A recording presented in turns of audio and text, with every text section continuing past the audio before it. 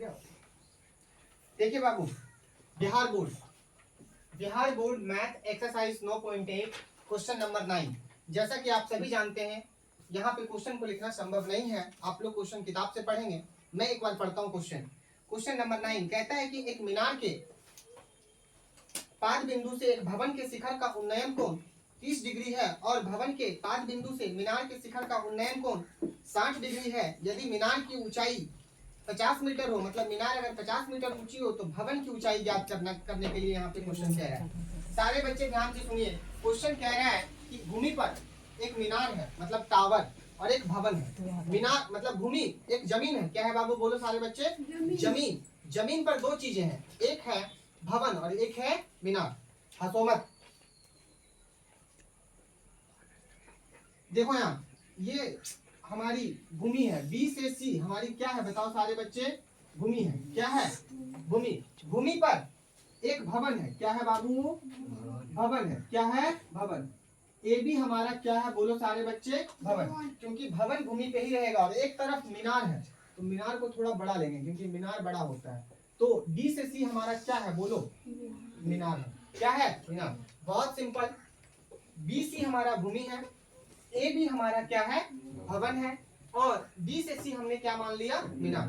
हमेशा याद रखना, मीनार जो होता है, टावर जो होता है, वो घर से क्या होता है, बड़ा होता है। क्या होता है? इसीलिए हमने भवन यानी घर को छोटा बनाया और मीनार को बड़ा बनाया। अब ध्यान से सारे बच्चे सुनो। एक होता है पाद बिंदु, एक होता है शिखर बिंदु। तो पाद बिंदु मतलब पैर वाला बिंदु और शिखर बिंदु मतलब मुंडी वाला बिंदु, ऊपर वाला बिंदु। तो अगर बोला जाए कि भवन का पाद बिंदु क्या है, तो नीचे वाला। शिखर बिंदु क्या है, तो ऊपर वाला। मीनार का पाद बिंदु क्या है, तो नीचे वाला, और शिखर बिंदु क्या है, ऊपर वाला। सारे बच्चे ध्यान से सुनो। क्वेश्चन क्या कह रहा है? क्वेश्चन कह रहा है कि एक मीनार के पाद बिंदु से, मीनार देखो, मीनार कह रहा है, एक मीनार का पाद बिंदु देखो ये हो जाएगा। एक मीनार के पाद बिंदु से भवन के शिखर का उन्नयन कोण कितना है?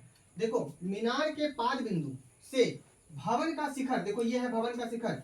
ये दोनों को जब मैं यहाँ से मिलाता हूँ तो यहाँ कितना डिग्री का एंगल बनता है, सारे बच्चे बोलो? 30 डिग्री का। क्वेश्चन यही कह रहा है कि मीनार के पाद बिंदु से भवन के शिखर का जो उन्नयन कोण है वो कितना है, 30 डिग्री। कितना डिग्री है? फिर क्वेश्चन क्या कहता है, और भवन के पाद बिंदु से, अब देखो भवन के पाद बिंदु से शिखर का उन्नयन कोण, देखो मीनार के शिखर का उन्नयन कोण, मीनार के शिखर का उन्नयन कोण।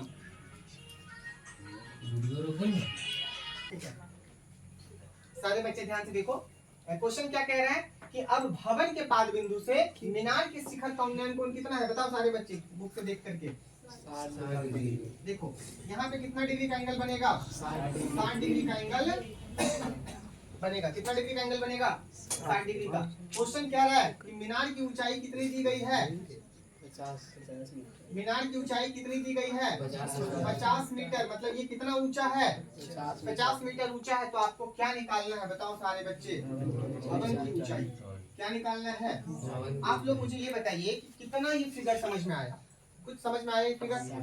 भूमि है, भूमि पर एक भवन है, एक मीनार है। कहता है कि मीनार के पाद बिंदु से भवन के शिखर का उन्नयन कोण कितना है,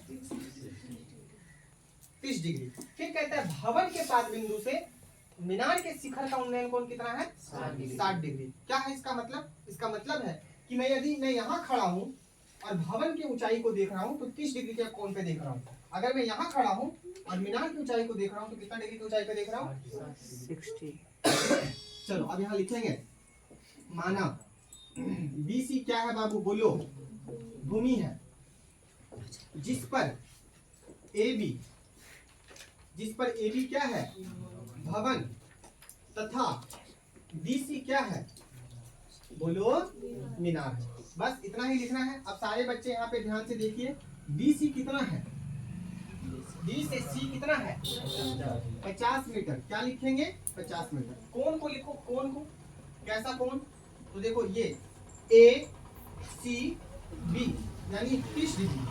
कोण C कितना है, 30 डिग्री, और कोण B कितना है, बोलो? 60 डिग्री। हमें क्या निकालना है, भवन की ऊंचाई। हमें क्या निकालना है? भवन की ऊंचाई ए बी निकालनी है। क्या निकालनी है? जो चीजें दी गई हैं उनको अच्छे से पहले तुम लोग लिख लो। अब यहाँ पे देखो सारे बच्चे, यहाँ पे दो त्रिभुज बन रहे हैं। कितने त्रिभुज बन रहे हैं? दो त्रिभुज। एक त्रिभुज देखो बड़ा वाला समकोण त्रिभुज, एक डी सी बी दिख रहा है, डी सी बी। अगर मैं इसको थोड़ा मिटा दूं, अगर मैं इसको मिटा दूं तो देखो तो एक त्रिभुज बन रहा है डी सी बी। यहाँ पे कितना डिग्री का कोण बनेगा? 90 डिग्री का। कितना डिग्री का कोण बनेगा बताओ? अभी 30 को भूल जाओ, यहाँ पे 90 डिग्री का कोण बनेगा। तो ये एक समकोण त्रिभुज है। ये कैसा त्रिभुज है? तो इसी त्रिभुज में हम लोग लेंगे। यहाँ पे देखो, यहाँ लिखेंगे अब समकोण त्रिभुज क्या बोलो? डी सी बी में, डी सी बी में बाबू लंब बेटा हमेशा क्या करेंगे? लंब बेटा आधार। क्या करेंगे? लंब बेटा आधार। लंब बेटा आधार का फॉर्मूला क्या होता है? tan theta. और tan थीटा का मान कितना लेंगे? c नहीं लेंगे। ये तो समकोण बना रहा है ना यहाँ पे, c क्यों लेंगे? इस त्रिभुज में ये समकोण है, 90 डिग्री है। ये क्या लेंगे? b लेंगे। क्या कुछ समझ में आया तुम लोगों को? देखो डी सी बी में c समकोण है तो c नहीं लेंगे, क्या लेंगे? d लेंगे। क्या लेंगे बोलो सारे बच्चे? b। यानी लंब कितना है? BC। और आधार कितना है? BC। tan D का मान बताओ? 60। BC का वैल्यू कितना है? 50। और BC मालूम? tan 60 का वैल्यू √3। इसके नीचे क्या ले सकता हूँ? बटा 1। कैसे गुना आता है? BC को √3 से गुना करो, BC √3। और 50 को 1 से गुना करो, 50। √3 इधर गुना में उधर ले जाओ। बाबू देखो 50 बटा क्या हो जाएगा? अभी हर का परिमेयकरण नहीं करेंगे, अभी इसको इतना ही रहने दो। BC का वैल्यू कितना निकला? 50 बटा। हमें BC नहीं निकालना है, हमें क्या निकालना है?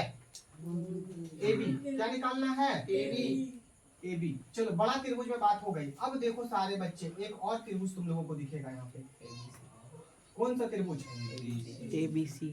छोटा त्रिभुज ABC। यहाँ कितना डिग्री का कोण था? अभी इस कोण को भूल जाओ, ये कोण उसके लिए था। अब देखो यहाँ पे 90 डिग्री का एंगल बन रहा है ABC। कौन सा त्रिभुज? पुनः समकोण त्रिभुज ABC में बड़ा त्रिभुज क्यों लिए? बड़ा त्रिभुज में हम BC को निकालने के लिए। किसको निकालने के लिए बाबू? BC अगर निकल गया तो अगर BC मालूम चल गया तो ये आधार हो जाएगा, ये लंब हो जाएगा।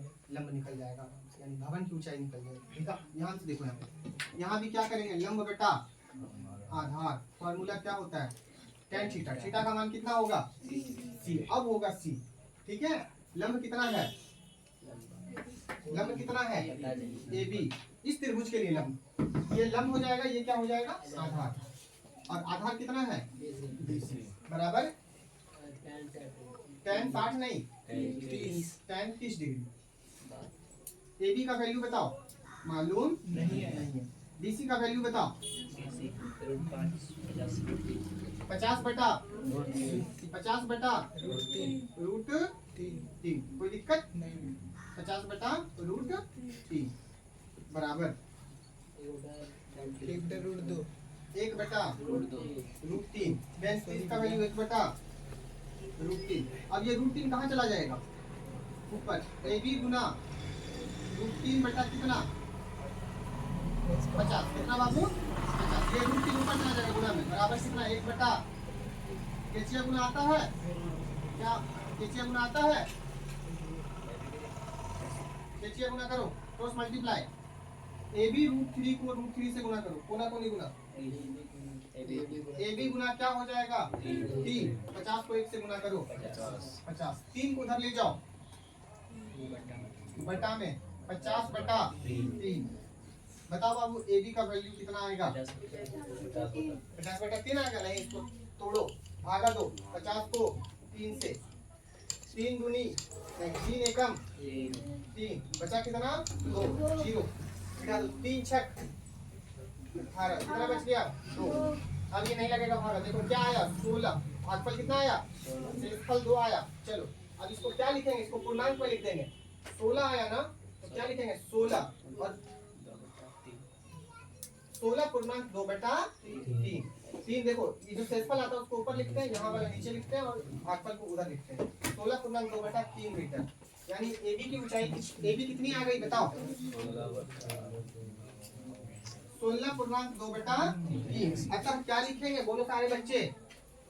अतः क्या लिखेंगे? भवन की ऊंचाई। अतः क्या लिखना है? भवन की ऊंचाई कितनी आ गई? भवन की ऊंचाई AB बोलो 16 पूर्णांक 2/√3 मीटर।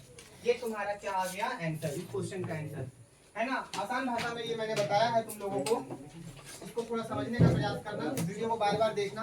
कैसा लगा वीडियो आप लोग कमेंट करके बताइए और थोड़ा सपोर्ट कीजिए। धन्यवाद।